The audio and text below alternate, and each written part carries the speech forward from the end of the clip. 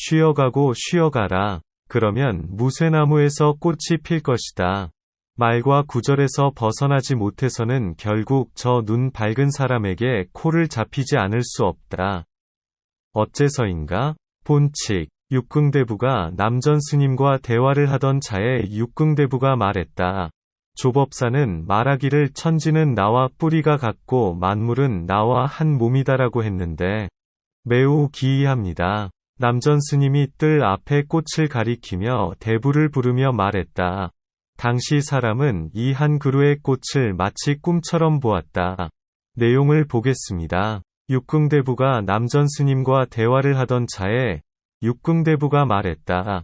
조법사는 말하기를 천지는 나와 뿌리가 같고 만물은 나와 한 몸이다라고 했는데 매우 기이합니다. 육궁대부는 당나라 시대 정산품에 해당하는 관찰기관의 어사대부를 지냈습니다. 그러기에 대부라고 불렀던 것입니다. 그는 남전 스님을 스승으로 모시고 불법을 공부하였습니다. 당시에 그는 승조법사의 조론을 깊이 음미하고 있었습니다. 승조법사는 구마라습에 뛰어난 4명의 제자 가운데 하나였습니다. 4명의 제자란 곧 도생 승예 도융 승조를 가리킵니다. 그는 이미 20대 나이에 조론을 짓고 30세에 시기하는 자들의 모략으로 처형을 당하게 됩니다. 그의 조론은 이후 불교뿐만 아니라 선에도 지대한 영향을 미쳤습니다. 조론은 크게 4가지 주제로 거론하는 논문집입니다. 4가지란 곧 물불철론, 부진공론, 반야무지론, 열반무명론 등입니다. 수행자라면 꼭 읽어봐야 하는 필독서입니다. 당시의 육궁대부 역시 조론을 깊이 탐독하고 있었습니다. 그러나 잘 살펴야 합니다. 제법실상의 도리를 깨닫지 못한 색즉시공 공즉시색은 그저 한낮에 꾸는 꿈에 지나지 않기 때문입니다. 그러기에 원호 스님은 말하기를 귀신의 굴 속에서 짓는 살림살이이다. 그림의 떡으로는 굶주림을 채우지 못한다. 풀 속에서 헤아렸다라고 한 것입니다. 귀신의 굴속이라고 하는 것은 곧 제6식과 제7식에서 보고 이해한 바에서 벗어나지 못한다는 것입니다. 그림의 떡이라고 한 것은 직접 자상을 있는 그대로 진실하게 마주한 것이 아니라 그저 마음속에 그려진 비슷한 진실 즉 공상을 맛보았다는 것입니다. 예컨대 흔히들 만법은 모두가 허망하고 공하다고 합니다. 왜냐하면 모양은 있지만 거기에 실체가 없기 때문입니다. 이렇게 아는 것이 곧 공상입니다. 이것은 삼승이 모두 아는 바인 것입니다. 풀 속에서 헤아렸다고 했는데 구체적으로 어디까지가 풀 속일까요? 예를 들어보겠습니다. 일찍이 덕산 스님은 의산선사가 불자를 잡으려고 하자마자 곧장 악 하고 소리치고는 곧바로 소매를 떨치고 떠났습니다. 여기에 대해 의산선사는 말을 남겼습니다. 이 자가 훗날 고봉정상에 초함을 짓고 부처를 헐뜯고 조사를 욕할 것이다. 이것은 풀 속을 벗어난 것일까요? 여전히 풀 속에 머물고 있는 것일까요?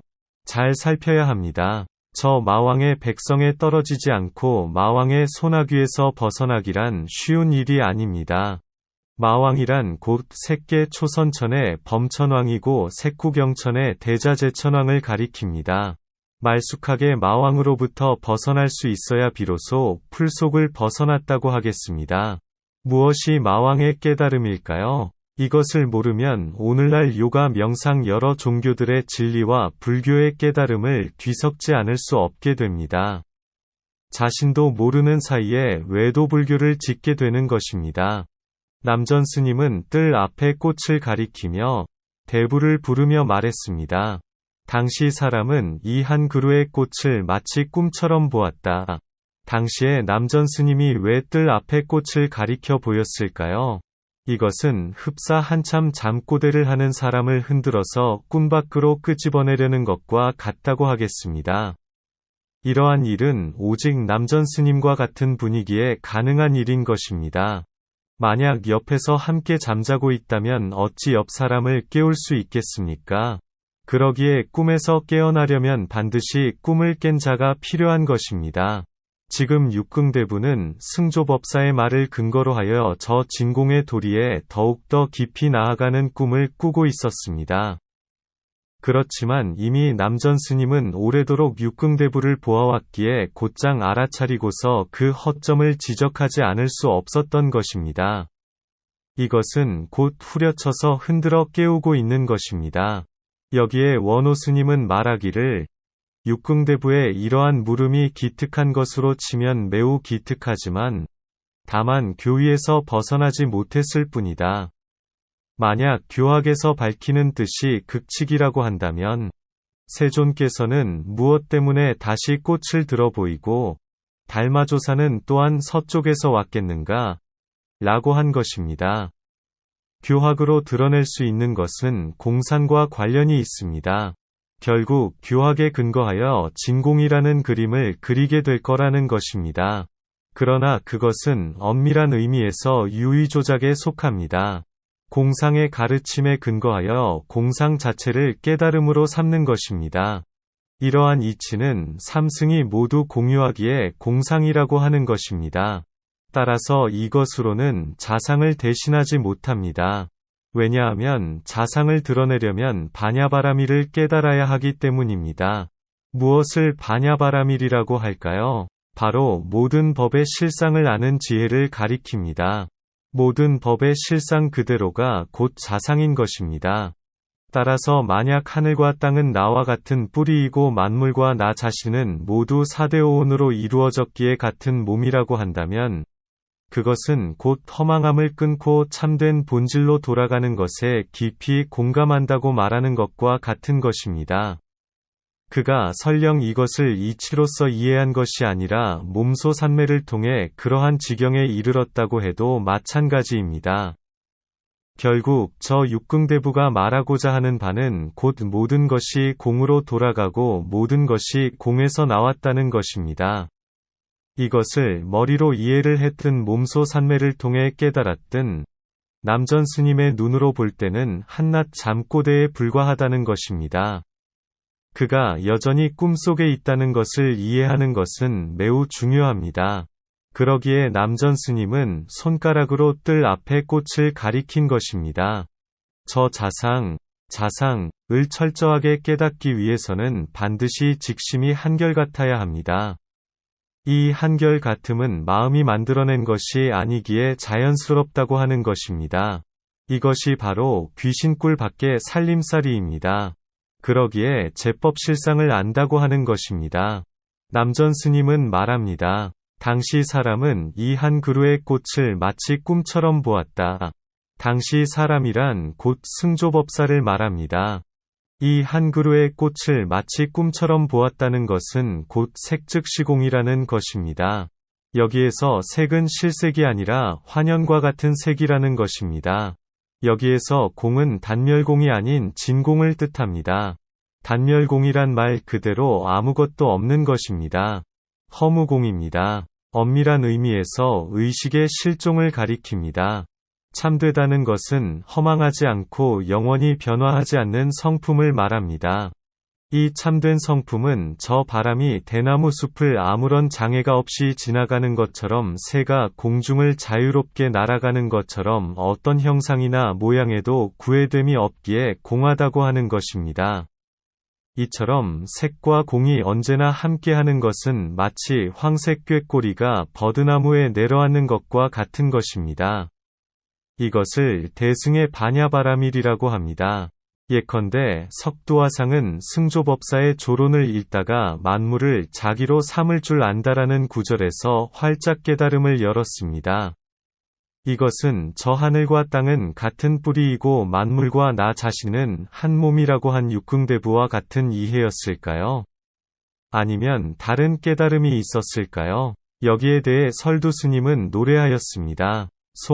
견문각지는 하나하나가 아니고 산과 강은 거울 속에서 보지 못한다. 설이 내리는 하늘에 달이 지고 밤이 깊은데 맑은 못의 그림자가 차갑게 비추는 것은 누구와 함께할까? 하나하나 살펴보도록 하겠습니다. 견문각지는 하나하나가 아니고 견문각지 즉 듣고 보고 느끼고 안다는 것은 곧 귀로 듣고 눈으로 보고 코와 혀몸으로 느끼고 마음으로 아는 것을 말합니다. 그런데 지금 이것들이 하나하나가 아니라고 말하고 있습니다. 하나하나라는 것은 따로따로라는 것입니다. 예컨대 보는 것 따로, 듣는 것 따로, 느끼는 것 따로, 아는 것 따로라는 것입니다. 그런데 여기에서는 그렇지 않다는 것입니다. 따로따로가 아니라면 곧 원흉하게 용흉하다는 것입니다. 넷으로 나누어지기 이전의 모습을 표현하는 말인 것입니다. 보아도 보는 바가 없고 들어도 듣는 바가 없다는 것입니다. 이것이 한결같이 이어지는 것이 곧 일행산매입니다. 이것을 얻으려면 반드시 직심에 나아가야 합니다. 처음에는 부지런히 익히고 그러면 곧 무심결에도 이루어지게 되고 마침내 옛 사람들의 뜻을 꿰뚫어서는 비로소 무생법을 얻게 된다는 것입니다. 그러기에 하나하나가 아니라고 한 것입니다. 산과 강은 거울 속에서 보지 못한다. 산은 산이고 물은 물이라는 것입니다. 빨간 것은 빨간 것이고 푸른 것은 푸르다는 것입니다. 만물에 있는 그대로의 모습을 자상이라고 부릅니다. 만물에 있는 그대로 진실한 모습을 보는 것을 자상을 본다고 하는 것입니다.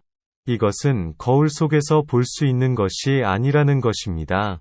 보지 못한다고 한 것은 업식에 의해 필터링 과정을 거쳐 재해석된 산과 강은 있는 그대로의 자상이 아니라는 것입니다.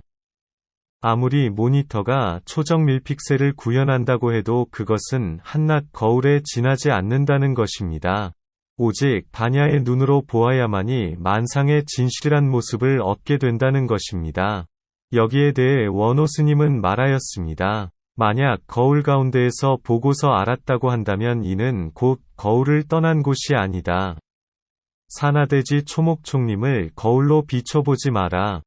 만약 거울로 비춰본다면 곧 두 개가 되는 것이다. 그저 산은 산이며 물은 물이다. 법법은 법의 자리에 머물러 세간상은 영원히 머문다.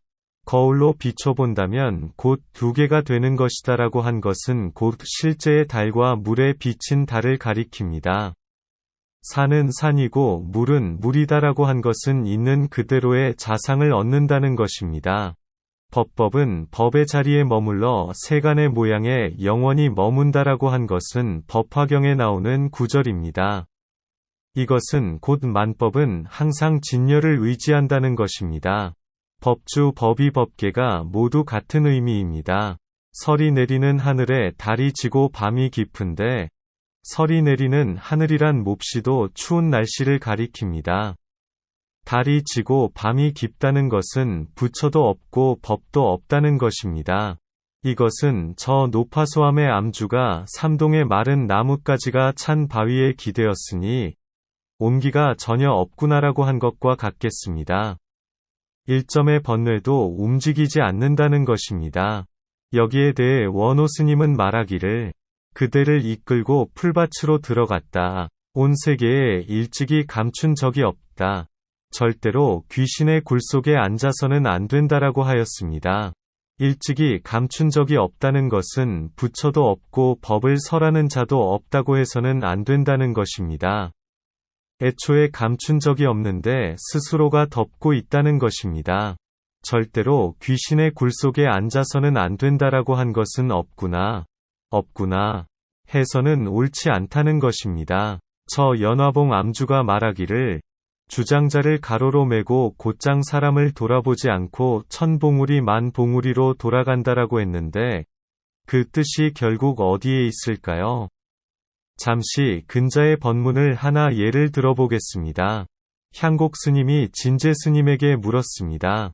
그럼 우두 스님이 사조선사를 칭견한 이후로 100가지의 새들이 꽃을 물어오지 아니한 것은 어떻게 생각하느냐? 66은 36입니다. 그럼 필경의 일구는 어떻게 생각하느냐? 여기에 진제 스님이 답을 하였습니다. 주장자를 횡으로 메고 사람들을 돌아보지 않고 곧바로 천본과 만봉 속으로 들어감입니다. 이것을 다시 살펴보지 않을 수 없겠습니다. 저 연화봉 암주의 낙처가 어디에 있을까요? 일구에 있을까요? 아니면 다른 뜻이 있을까요? 질문. 결국 어떻다는 것인가요? 답변. 듣지 못했습니까? 뇌후에서 뺨이 보여서는 왕래하지 말라고 한 것을 맑은 못에 그림자가 차갑게 비추는 것은 누구와 함께 할까? 이 개송의 마지막 구절은 설두 스님이 본래 면목을 일깨워주기 위해 특별히 자비심을 보인 것이라고 하겠습니다. 여기에 대해 원호 스님은 말하기를 함께 할 리가 있는가? 있는가? 만약 같은 침상에서 잠자지 않았다면 어찌 이불 밑이 뚫린 것을 알 것인가? 근심 있는 사람은 근심 있는 사람에게 설명해서는 안 된다. 근심 있는 사람에게 설명해서는 사람을 몹시도 근심스럽게 하리라라고 하였습니다.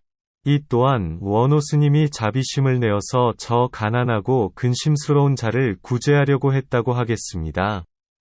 또한 말하기를 이것은 스스로 비추는 것인가?